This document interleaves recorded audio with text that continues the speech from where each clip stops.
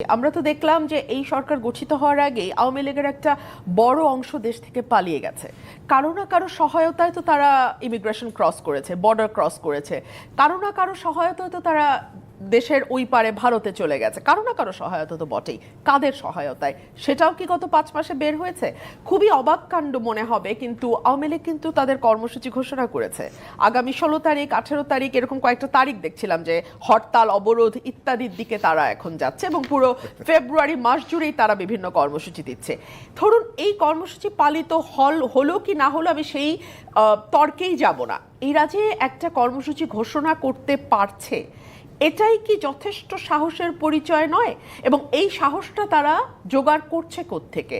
সরকার যত বেশি ব্যর্থ হবে তত বেশি আওয়ামী লীগ শক্তিশালী হবে। সরকার তো তাদের পক্ষ থেকে বলছে এই ধরনের কোনো কিছু করতে দেওয়া হবে না, সুযোগ নেই। সরকার তো সেটি বলবেই, কিন্তু আপনি একটি রাজনৈতিক দলের কর্মসূচি কি করে বন্ধ করবেন? এক, লিগ্যাল ওয়ে যেটা ছিল সেটা হলো রাজনৈতিক দলকে আপনি নির্বাহী আদেশে বন্ধ করতে পারেন, মানে অবৈধ ঘোষণা করতে পারেন, যেটা জামাতকে করা হয়েছিল।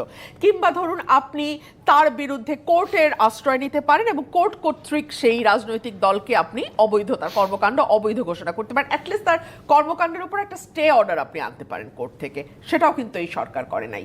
3 হচ্ছে আপনি গণভোটে দিয়ে দেন প্রশ্নটি। মানুষ সিদ্ধান্ত নেই যে তারা আওয়ামী লীগের রাজনীতি বাংলাদেশে চায় কি চায় না। 3টার একটাতেও কিন্তু সরকার যায় নাই।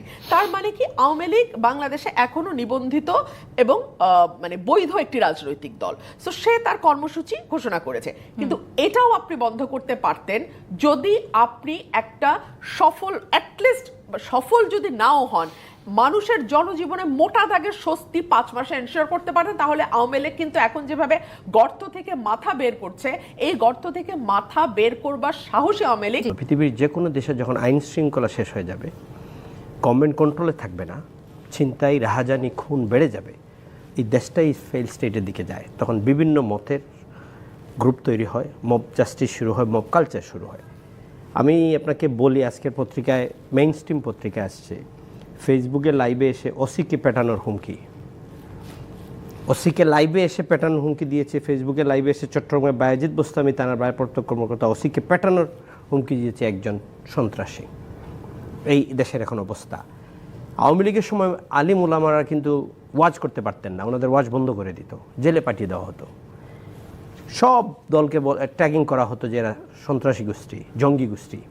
এখন উল্টাটা শুরু হয়ে গেছে। বাংলাদেশের সংস্কৃতিকে বন্ধ করার জন্য শিল্পীরা, যারা সেলিব্রিটি আছে, শো উদ্বোধন করতে যাবে, তাদেরকে বন্ধ করে দেওয়া হয়।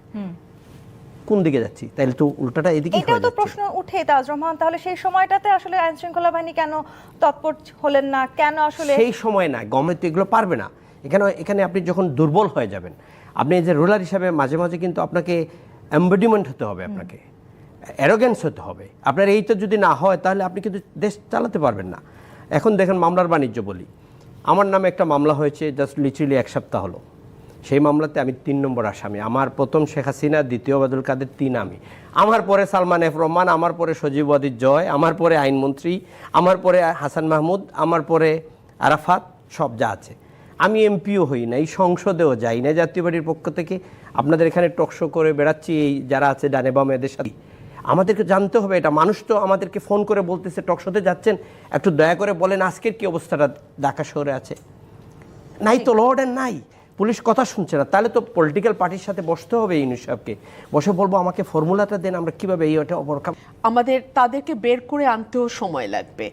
এই জন্য তাজ ভাই যে কথাটি বলছিলেন, একটা পলিটিক্যাল গভর্নমেন্টের কোনো অল্টারনেটিভ হয় না। কেন হয় না? আমি একটা একটা করে কারণ বলি। এক হচ্ছে, পলিটিক্যাল গভর্নমেন্ট একটা জনগণের ভোটে ম্যান্ডেট নিয়ে একটা নির্দিষ্ট সময়ের জন্য আসে, 5 বছর, সে ফর এক্সাম্পল 5 বছর। এই 5 বছরে সে মানুষকে যতটুকু সেবা দিতে পারবে, যতটুকু স্বস্তি দিতে পারবে, নিরাপত্তা দিতে পারবে, তার উপরে নির্ভর করে 5 বছর পরে তার ভাগ্যে কি থাকবে। যদি সে ভালো পারফর্ম করতে পারে, সে মানুষের ভোটে আসবে। সো তার নিজের এক ধরনের তাড়না থাকে, যেটা কারণে সে আইন শৃঙ্খলা বাহিনী বলেন কিংবা বাজার নিয়ন্ত্রণ বলেন, প্রতিটা ক্ষেত্রে সে চেষ্টা করে তার যতটুকু সম্ভব তার সবচেয়ে ভালোটা পারফর্ম করতে। কিন্তু এই যে অনির্বাচিত সরকার বা অন্তর্বর্তীকালীন যে সরকারগুলো, তারা কিন্তু আসলে রাজনীতি করবে না, করে না। তারা একটা টাইমিং এর জন্য আসে, তাদের তেমন জবাবদিহিতাও থাকে না, আবার তারা ফেল করলে তাদেরকে মাসুলও দিতে হয় না। ধরুন আজকে নির্বাচন হয়ে গেলে উনি মানে এই সরকার যতই ফেল করুক, উপদেষ্টাদের নামে নিশ্চয়ই মামলা হবে না, উপদেষ্টাদের তো নিশ্চয়ই এটার জন্য কোনো মাসুল দিতে হবে। তারা তো ভোটে দাঁড়াবে না যে মানুষ তাদেরকে ভোট না দিয়ে বা নির্বাচনে ফেল করিয়ে দিয়ে তার জব দেবে। সো তারা সেভাবে বিষয়টাকে নিচ্ছেই না। না হলে আপনি আমাকে বলেন, তো এই ঘটনাগুলো ঘটছে, নিঃসন্দেহে এগুলোকে আমরা তো নিন্দা জানাই। আমাদের নারী সাংবাদিকদেরকেও কিন্তু বাধা দেওয়া হয়েছে। হ্যাঁ, মানে এই বাধাগুলো যারা দিচ্ছেন, একটা রাজনৈতিক তুলনামূলক গণতান্ত্রিক পরিবেশের সুযোগে নিশ্চয়ই একদল উগ্রবাদী এই কাজগুলো করছেন, যারা নিজেদের মত অন্যের উপর চাপিয়ে দিতে চান।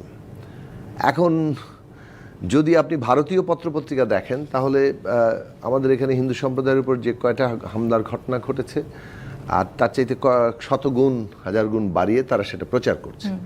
তো একটা ঘটনা ঘটলেই তো সেটাকে 100 গুণ বাড়ায় দেখানো যায়। তার মানে ঘটানোটাই হচ্ছে ওই যে যারা বাংলাদেশ সম্পর্কে এভাবে হেয় প্রতিপন্ন করতে চাইছে তাদেরকে সাহায্য করা। ফলে যারা আজকে ধর্মের নামে হোক কিংবা যে নামেই হোক এই জবরদস্তির কাজগুলো করছেন, যেটা ইসলামের সাথে একেবারেই সাংঘর্ষিক, সেইটা তারা করে আসলে ভারতীয় মিডিয়াকে কিংবা ভারতের শাসক দল বিজেপির প্রচারণাকে সাহায্য করছেন।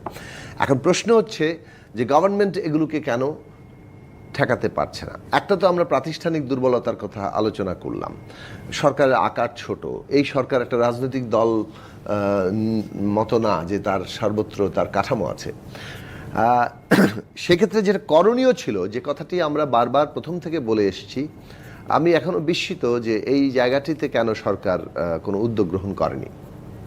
আমরা বলেছি যে এই সরকার একই সঙ্গে এটা তো একটা পুরো সিস্টেম, এই সিস্টেমে অংশীদার আরো অনেকেই।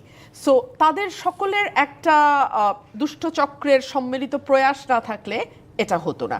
ডে 1 থেকে কিন্তু আপনি যদি একটু লক্ষ্য করেন, শেখ হাসিনা পালিয়ে গেলেন, তার সঙ্গে স্বরাষ্ট্রমন্ত্রী তৎকালীন আমাদের গণমাধ্যম মন্ত্রী যিনি ছিলেন আর কি, আরাফাত, তারপরে আমরা দেখলাম শিক্ষামন্ত্রী নওফেল, কেউ কিন্তু নেই। অথচ ওনারাই কিন্তু ফোরফ্রন্টে ছিলেন পুরাটা অভ্যুত্থানের সময়, তারা কেউ নেই, পালিয়ে গেলেন।